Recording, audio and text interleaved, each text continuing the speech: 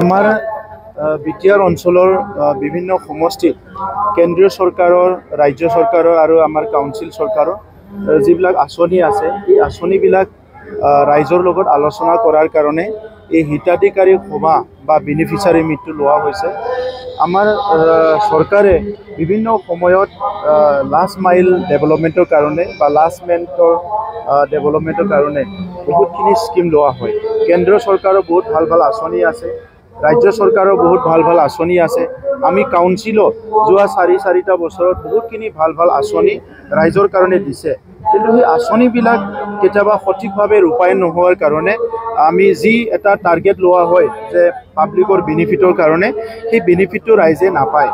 আৰু বহুত সময়ত ৰিভিউ মিটিং কৰি বিষয়াবিলাকক দায়িত্ব দিয়া হয়, কিন্তু লাৰ্জ স্কেলত পাব্লিকে বিভিন্ন আঁচনিবিলাক কেতিয়াবা বুজি নাপায় আৰু সেইকাৰণে সেই আঁচনিবিলাকৰ যি মুহূৰ্ত বা গুৰুত্ব সেইটো বহুত সময়ত মানে মানুহৰ ওচৰলৈকে গম নাপায় বা তেখেতসকলে নাজানে।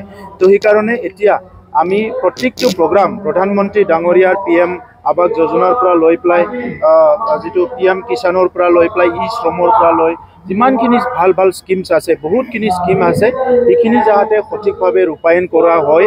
আৰু লগতে মুখ্যমন্ত্ৰী ডাঙৰীয়াই আমাৰ অৰুণোদয়ৰ পৰা আঁচনি কৰি বিভিন্ন যিবিলাক আঁচনি দিছে, উদ্যমিতা আঁচনিৰ পৰা আদি কৰি এই আঁচনিবিলাক যাতে সঠিকভাৱে ৰূপায়ণ হয়।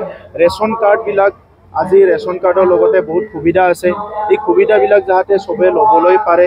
তেনেকৈ কৰি বড়োলেণ্ডত আমি পিক মিছন কৰিছোঁ, হেণ্ডলুম মিছন কৰিছোঁ, গাহৰি পালনৰ কাৰণে, ছাগলী পালনৰ কাৰণে, আৰ্থিক উন্নয়নৰ কাৰণে কোঅপাৰেটিভ ছ'চাইটিবিলাকক বিভিন্ন সহায় দিয়া হৈছে।